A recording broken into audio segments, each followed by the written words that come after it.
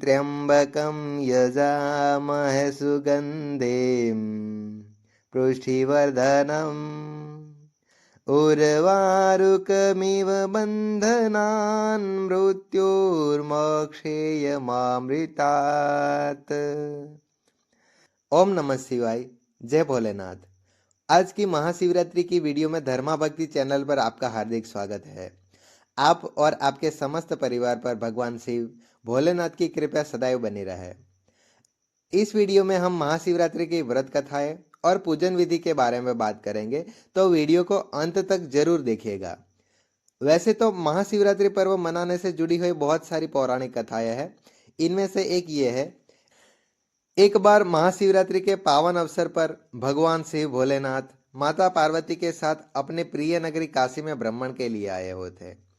वहां पर सभी भक्तगण शिवलिंग पर भांग, धतूरा, बिल्वपत्र इत्यादि अनेकों प्रकार की वस्तुएं चढ़ाकर भोलेनाथ की पूजा कर रहे थे और उनको प्रसन्न कर रहे थे। माता पार्वती ने भोलेनाथ से पूछा, हे प्रभु, आप भोले भंडारी है, आप भक्तों पर सहज ही प्रसन्न हो जाते हैं, लेकिन मैं जानना चाहती हूँ कि बिल्वपत्र, भांग, धतूरा, दूध, गंगाजल, इन सबके अतिरिक्त आपको क्या पसंद है जिसे दरिद्र से दरिद्र मनुष्य भी आपको अर्पित करके आपकी कृपा पा सके। क्योंकि इस संसार में कोई मनुष्य अपनी पति से दुखी है तो कोई अपनी पत्नी से, किसी का वैवाहिक जीवन कलश से भरा हुआ है तो किसी को पुत्र से दुख मिल रहा है, कोई संतान के सुख से वंचित है तो कोई गरीबी से दुखी होकर भिखारियों से जीवन व्यतीत कर रहे हैं, किसी को मानसिक दुख है तो किसी को शारीरिक कष्ट।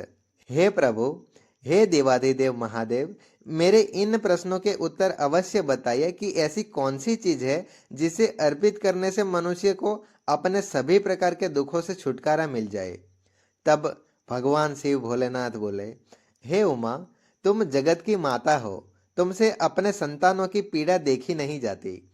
तुमने जगत के कल्याण के लिए बहुत ही बड़ा सुंदर प्रश्न किया है। अब तुम्हें मैं अपने उस परम भक्त की कथा सुनाता हूँ जिसे महाशिवरात्रि के दिन भक्तों को अवश्य ही सुनना चाहिए। हे देवी, इस कथा में तुम्हारे सभी प्रश्नों के उत्तर समाहित है। वैसे तो मुझे भक्तों का भाव अत्यधिक प्रिय है, परंतु फिर भी तुम्हें एक कथा सुनाता हूँ। सतयुग में इसी काशीपुरी में एक शिव शर्मा नामक महादरिद्र ब्राह्मण रहता था। उसके 7 पुत्र थे और एक पत्नी थी। ब्राह्मण की पत्नी भी शिव शर्मा का सम्मान नहीं करती थी। वहीं ब्राह्मण के 7 पुत्र बड़े ही दुष्ट स्वभाव के, निरंकुश तथा मूर्ख बुद्धि के थे। वे अपने माता पिता का सम्मान भी नहीं करते थे और उनकी बातों को अनसुना करके आपस में ही झगड़ते रहते थे। ब्राह्मण रोजाना भिक्षा मांग कर लाता, जिसे उसके बच्चे ही आपस में छीनकर झपट कर खा लेते थे। ब्राह्मण और उसकी पत्नी कई दिनों तक केवल पानी पीकर ही अपना निर्वाह कर रहे थे। किसी दिन उन्हें भोजन मिलता था तो किसी दिन नहीं मिलता था। इस भूख प्यास के कारण वह ब्राह्मण और ब्राह्मणी सूकर हड्डियों का ढांचा मात्र रह गए। इसी कारण उनका भक्ति और भजन में ही मन नहीं लग पाता था। एक दिन महाशिवरात्रि के शुभ योग पर देव योग से ब्राह्मणी के मन में विचार आया कि क्यों न शिव शर्मा जंगल के पार बड़े बड़े शिव मंदिरों में जाकर वहां से प्रसाद लेकर आए, जिनसे कि उनका पेट भी भर जाएगा। इसीलिए ब्राह्मणी की सलाह पर शिव शर्मा अपनी भिक्षा की पोटली लेकर बड़े शिव मंदिर की तरफ चल दिया। 4 दिनों से कुछ नहीं खाने के कारण वह आधे रास्ते में ही थककर जंगल में विश्राम करने के लिए बैठ गया। उस जंगल में अनेक प्रकार के वृक्ष थे। उन वृक्षों की शीतल छाया में उसे बहुत सुख मिलता था। भूख के कारण उसके बदन में इतनी भी शक्ति नहीं थी कि वह और आगे तक चल सके। इसीलिए वह दुखी होकर जंगल में बने हुए तालाब में आत्महत्या करने के उद्देश्य से आगे बढ़ा, किंतु वह मरने की हिम्मत नहीं कर सका और वहीं तालाब से गीली मिट्टी निकालकर वहां पर एक बड़ा सा पार्थिव शिवलिंग बनाकर उस शिवलिंग से लिपटकर फूट फूट कर रोने लगा। वह बहुत ही करुण क्रंदन करने लगा और भोलेनाथ को याद करने लगा, क्योंकि उसके पास शिवजी की पूजा करने के लिए न तो गंगा जल था, न धतूरा, न दूध, न चंदन और न ही अक्षत था। अपने भाग्य को कोसता हुआ वह ब्राह्मण भगवान शिव का स्मरण करने लगा। फिर वह ब्राह्मण जंगल में स्थित प्रत्येक वृक्ष से पत्ते लाकर उन्हें तालाब में धोकर शिवलिंग पर अर्पित करने लगा। साथ ही वह भोलेनाथ से उन पत्तों को ग्रहण करने की प्रार्थना भी करने लगा। तब भगवान शिव कैलाशपति भोलेनाथ अपने भक्त पर प्रसन्न हो गए और उन्होंने दर्शन दिया। उन्होंने उस ब्राह्मण को उन 10 प्रकार के पत्तों के अनुरूप 10 प्रकार के दुखों से मुक्त कर दिया। तब माता पार्वती ने भोलेनाथ से पूछा, हे प्रभु, वे कौन से पत्ते थे जिन्हें चढ़ाने से आपने उस भाग्यहीन ब्राह्मण के सभी कष्टों को दूर कर दिया? तब भगवान शिव भोलेनाथ बोले, हे पार्वती, पहले इस कथा को पूर्ण होने दीजिए, फिर मैं आपको सब बताता हूँ। फिर भोलेनाथ की कृपा से उस ब्राह्मण का शरीर पुनः हृष्ट पुष्ट हो गया। उनके चेहरे पर तेज टपकने लगा। उसका पूरा शरीर अलौकिक रूप से दिव्य हो गया। भगवान भोलेनाथ की ऐसी महिमा देखकर वह ब्राह्मण गदगद हो गया। उसकी भूख प्यास भी मिट गई। वह बड़े ही प्रसन्न भाव से वहां से अपने घर की तरफ चला। किंतु जब वह अपने घर पहुंचा तो देखा कि जिस स्थान पर उसकी झोपड़ी थी वहां अब एक बड़ा ही सुंदर महल था। तब वह ब्राह्मण समझ गया कि यह सब भगवान शिव की कृपा से ही हुआ है। उसकी पत्नी अब बड़ी ही रूपवान और सुंदर हो गई थी और उसके सातों पुत्र आज्ञाकारी और ज्ञानी हो गए थे। उसका पूरा परिवार और पूरा जीवन सुख समृद्धि से युक्त हो गया। हर प्रकार के क्लेश और दुख उनके जीवन से कोसों दूर हो गए। इस प्रकार ब्राह्मण अपनी पत्नी के साथ और अपने सातों पुत्रों के साथ सुख पूर्वक अपना जीवन व्यतीत करने लगे। आगे भोलेनाथ माता पार्वती जी से कहते हैं, हे पार्वती, सामान्यतः लोग मुझे प्रसन्न करने के लिए दूध, दही, शहद या फिर बिल्व पत्र शिवलिंग पर अर्पित करते हैं। ऐसा करने से उनकी सभी मनोकामनाएं पूर्ण होती है। इसके अतिरिक्त भी एक चीज ऐसी है जिसे शिवलिंग पर चढ़ाने से उनके सभी प्रकार के क्लेश क्षण भर में दूर हो जाता है। पहला, अशोक का पत्ता। अशोक का पत्ता शोक का नाश करता है। साथ ही शिवलिंग पर अशोक के पत्ते अर्पित करने से संतान सुख की प्राप्ति होती है। यदि किसी को संतान से कष्ट मिल रहा है, यह संतान दूर है या संतान आज्ञाकारी नहीं है, तो उसे शिवलिंग पर अवश्य ही अशोक के पत्ते अर्पित करने चाहिए। दूसरा, आम का पत्ता। यदि दुर्भाग्य पीछा नहीं छोड़ रहा है तो शिव भक्तों को शिवलिंग पर आम के पत्ते अवश्य ही अर्पित करने चाहिए। तीसरा, भांग और धतूरा के पत्ते। भोलेनाथ को धतूरे के फल और पत्ते दोनों ही अर्पित किए जाते हैं। मान्यता है कि शिव जी को भांग और धतूरे के पत्ते अर्पित करने से वे प्रसन्न होकर भक्तों की हर मनोकामनाओं को पूर्ण करते हैं।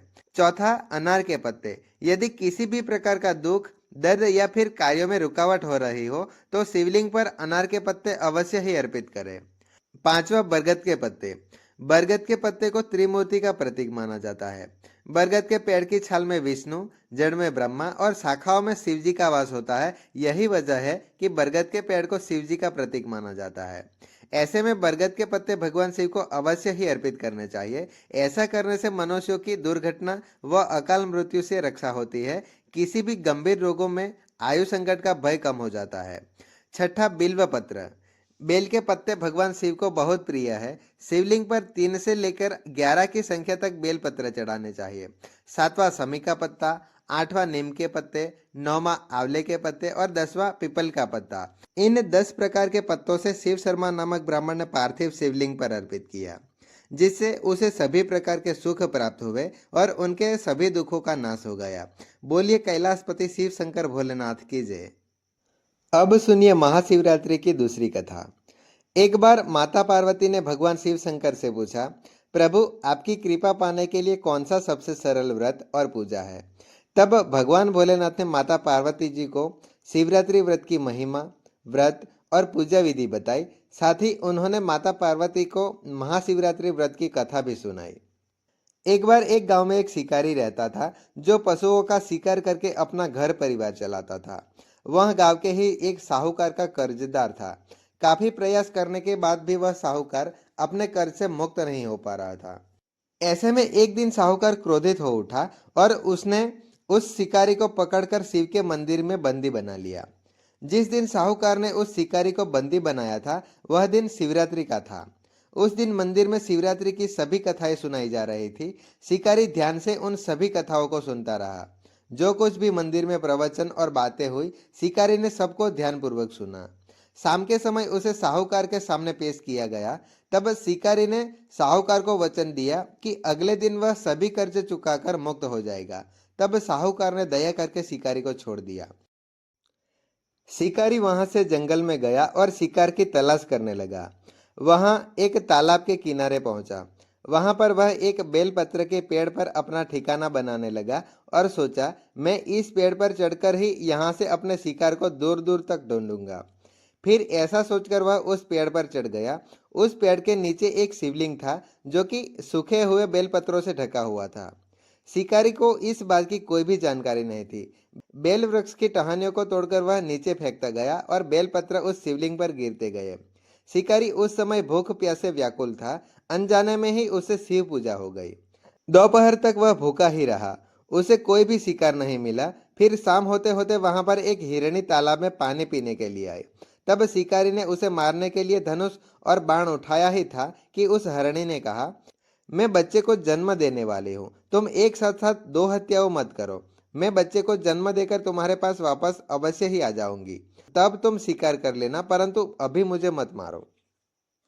यह सुनकर शिकारी ने उसे जाने दिया। जब शिकारी ने हिरणी को मारने के लिए अपना धनुष और बाण उठाया था, तब उसके धनुष और बाण से कुछ बेलपत्र टूटकर नीचे शिवलिंग पर गिर गए। कुछ देर बाद तालाब के किनारे एक और हिरणी आई। शिकारी ने उसे मारने के लिए फिर से धनुष उठाया। तब उस हिरणी ने कहा, हे शिकारी, मैं अभी ऋतु से मुक्त हुई हूँ और अपने पति की तलाश कर रही हूँ। मेरा पति काम वासना के प्रभाव में है और मैं जल्द ही उसे मिलकर तुम्हारे पास अवश्य आ जाऊंगी। तब तक के लिए मुझे जीवन दान दे दो। शिकारी उसकी बात से सहमत हो गया और उसने हिरणी को जाने दिया। फिर देर रात को एक और हिरणी अपने बच्चों के साथ उसी तालाब के किनारे आई। शिकारी एक साथ कई शिकार देखकर बहुत ही खुश हो गया। वह शिकार करने के लिए तैयार हो गया। तभी उस हिरणी ने कहा, हे शिकारी, मैं इन बच्चों के साथ इनके पिता की तलाश कर रही हूँ। जैसे ही मैं इन बच्चों को इनके पिता को सुपुर्द कर दूंगी, तब तुम मुझे मार सकते हो। मैं वैसे ही तुम्हारे पास वापस आ जाऊंगी। तब तक के लिए तुम हमें जाने दो। शिकारी उनको छोड़ना तो नहीं चाहता था, लेकिन फिर भी उसे दया आई और उसने उसको जाने दिया। इसी तरह से शिकारी बेल वृक्ष पर बैठा बैठा पत्र तोड़कर नीचे फेंकता गया। धीरे धीरे रात्रि के दूसरे और तीसरे प्रहर भी बीत गए। सवेरा होने ही वाला था, लेकिन तीनों हिरणियों में से कोई भी वापस नहीं आई। शिकारी अन्य शिकार की तलाश में वहीं पर बैठा रहा और रात भर जागरण किया। जैसे ही सुबह होने लगी, वहां पर एक हिरण आया। शिकारी उसे भी मारने के लिए तैयार हो गया। तब उस हिरण ने कहा, हे शिकारी, यदि तुमने यहाँ पहले आई हुई 3 हिरणियों को और उनके बच्चों को मारा है, तो तुम मुझे अवश्य ही मार दो। यदि तुमने उनको भी जीवन दान दिया है, तो मुझे भी एक बार अवश्य ही जीवन दान दे दो, क्योंकि वे तीनों मेरी ही पत्नियां थी। यदि तुमने मुझे मार दिया तो तुम्हारा वचन कैसे सत्य होगा।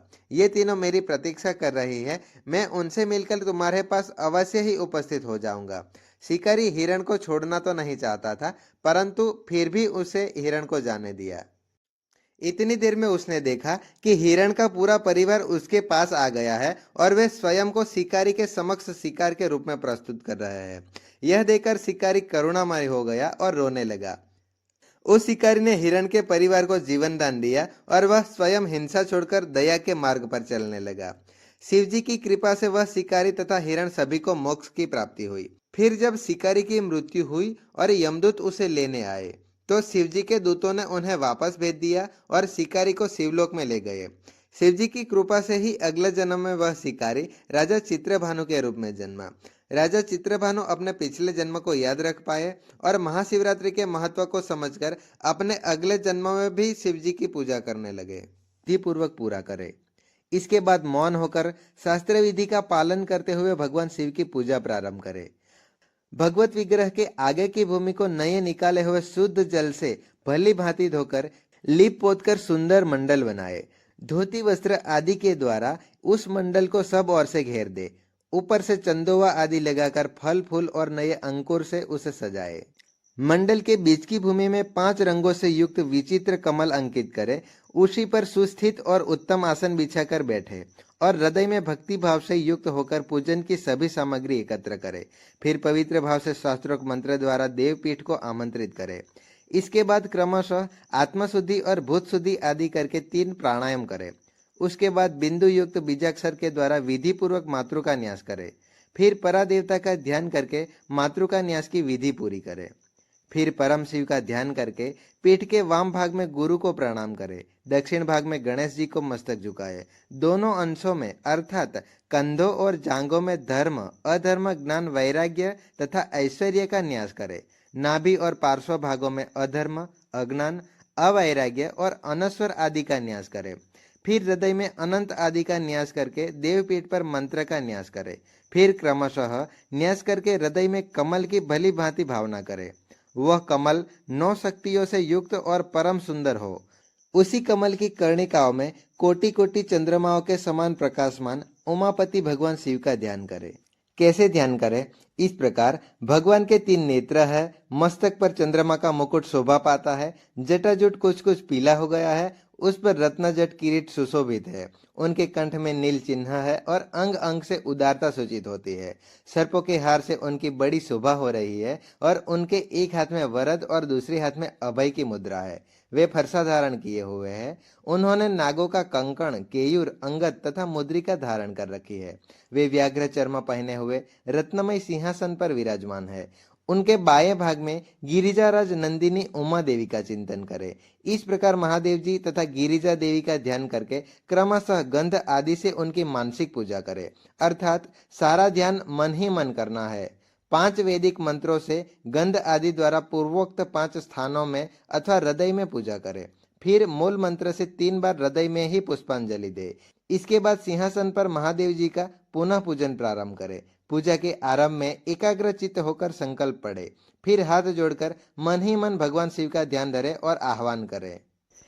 हे भगवान शंकर, आप ऋण, पातक, दुर्भाग्य और दरिद्रता आदि के निवृत्ति के लिए तथा संपूर्ण पापों का नाश करने के लिए मुझ पर प्रसन्न हो। मैं दुख और शोक की आग में जल रहा हूँ, संसार भय से पीड़ित हूँ, अनेक प्रकार के रोगों से व्याकुल और दीन हूँ।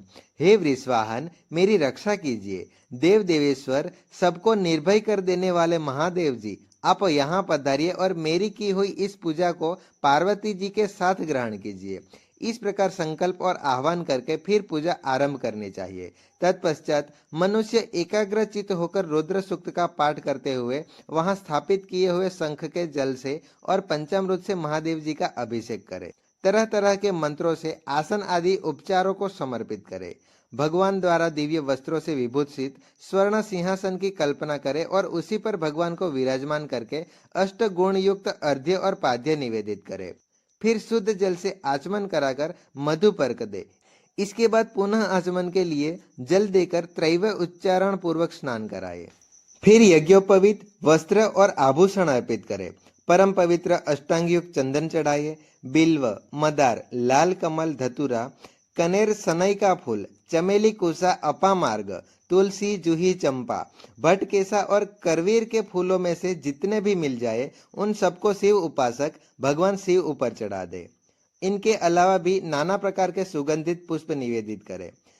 इसके बाद लाल चंदन से उत्पन्न धूप और निर्मल दीप समर्पित करे। फिर हाथ धोकर घी, नमकीन, साग, मिठाई, पुआ, शक्कर और गुड़ के बने हुए पदार्थ तथा खीर का नैवेद्य भोग लगाए।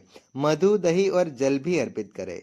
उस खीर को ही मंत्र द्वारा प्रज्वलित की हुई अग्नि में हवन करे।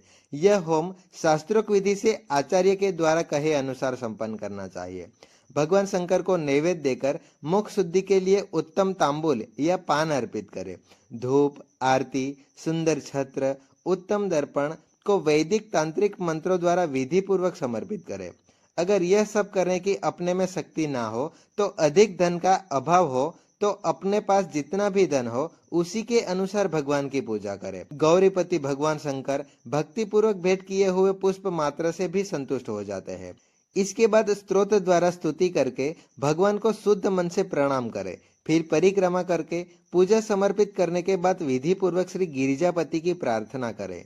हे देव, हे जगन्नाथ, आपकी जय हो। सनातन शंकर, आपकी जय हो। संपूर्ण देवताओं के अधीश्वर, आपकी जय हो। सर्वदेव पूजित, आपकी जय हो। सर्व गुणात, आपकी जय हो। सबको वर देने वाले प्रभु, आपकी जय हो। संपूर्ण विश्व के लिए एकमात्र जानने योग्य महेश्वर, आपकी जय हो। नागराज वासुकी को आभूषण के रूप में धारण करने वाले प्रभु, आपकी जय हो। हे गौरीपति, आपकी जय हो। चंद्रशेखर शंभु, आपकी जय हो। कोटि कोटि सूर्य के समान तेजस्वी शिव, आपकी जय हो। अनंत गुणों के आश्रय आपकी जय हो। भयंकर नेत्रों वाले रुद्र आपकी जय हो। अचिंत्य निरंजन आपकी जय हो। नाथ दया सिंधु आपकी जय हो। भक्तों के पीड़ा का नाश करने वाले हे प्रभु आपकी जय हो। दुष्कर संसार सागर से पार उतारने वाले हे परमेश्वर आपकी जय हो। महादेव, मैं संसार के दुखों से पीड़ित और खिन्न हूँ, मुझ पर प्रसन्न होइए। परमेश्वर, समस्त पापों के भय का अपहरण करके मेरी रक्षा कीजिए। मैं महान दरिद्रता के समुद्र में डूबा हुआ हूँ। बड़े बड़े पापों से मुझे आक्रांत कर लिया है। मैं महान शोक से नष्ट और बड़े बड़े रोगों से व्याकुल हूँ। सब ओर से ऋण के भारे लदा हुआ हूँ। पाप कर्मों की अग्नि में जला रहा हूँ और ग्रहों से पीड़ित हो रहा हूँ।